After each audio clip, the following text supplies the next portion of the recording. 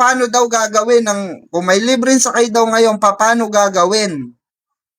Kaya mahal-mahal na ng krudo. Mahal na. Sino pa bang papasok sa gobyerno para makuha or makakuha ng libreng sakay ang ating gobyerno? Of course, may paraan si Pangulong Bongbong Marcos dyan. Ano po yung paraan? Siyempre, kailangan na naman natin ebidensya.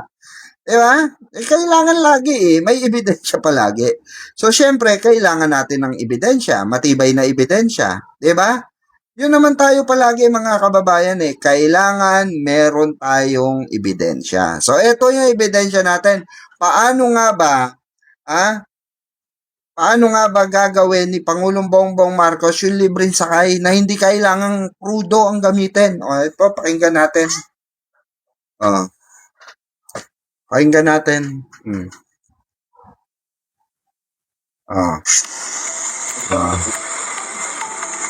Ayan po mga kababayan hindi po truck yan, bus yan nakikita nyo may mga bumababa mga kababayan ko.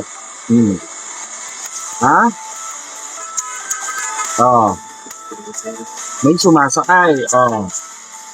Ayan po sa EDSA po yan mga kababayan. Lakay nagsasagawa na ng inventaryo ang gobyerno para sa ikakasang libreng sakay programa. Nakikita nyo, bus yan mga kababayan. At manggagawa.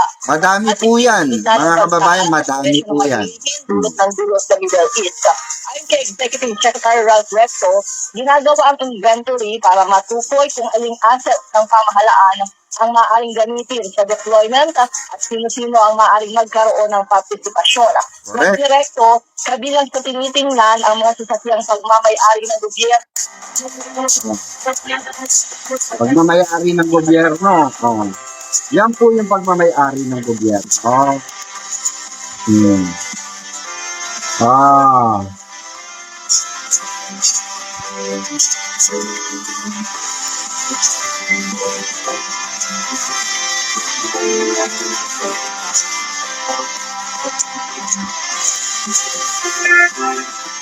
Yan ang tunay na may malasakit, mga kababayan. Diba? Ang kinikipon ninyo, pakinggan nyo po. Bagong lampas para makabawas pasahe at makapag-savings ng konti, mabawasan ng traffic, mabawasan ng pollution dahil nga electric.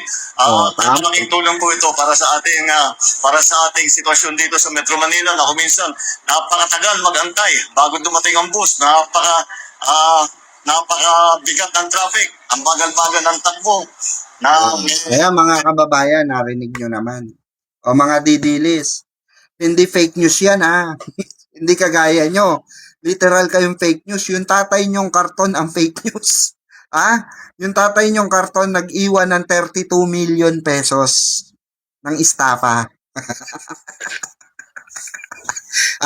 Yung tatay nyong karton mga didilis ng scam ng 32 million hindi binayaran at pinapasa sa bagong administrasyon.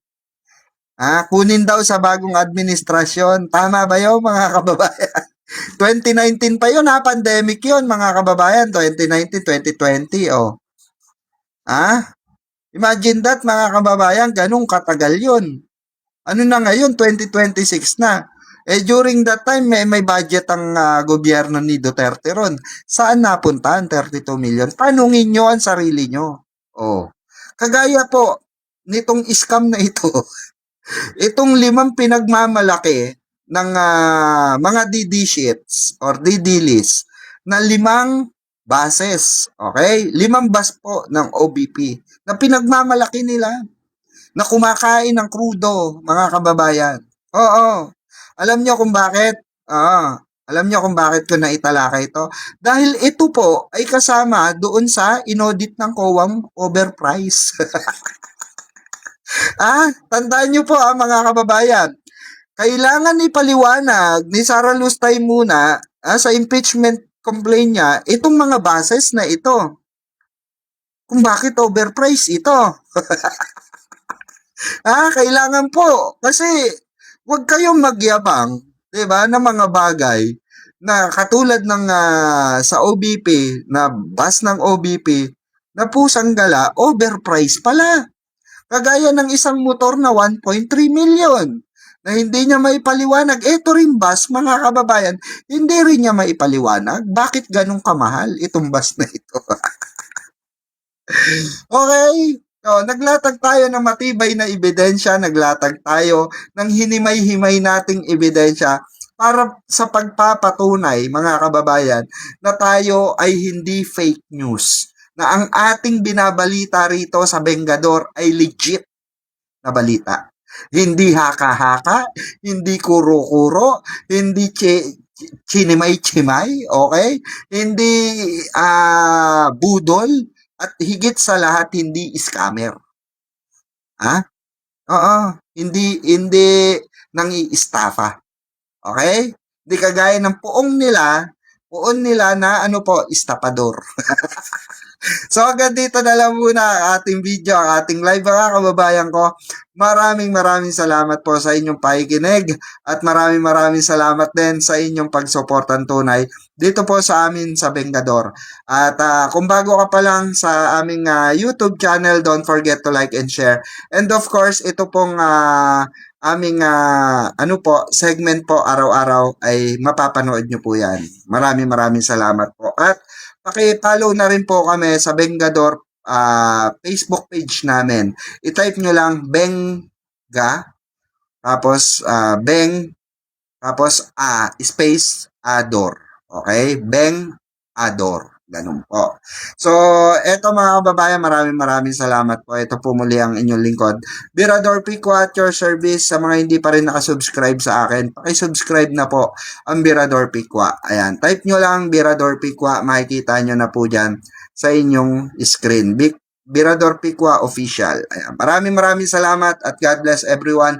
Mabuhay ang ating mahal na Pangulo. Mabuhay ang ating bansang Pilipinas. God bless everyone and peace out.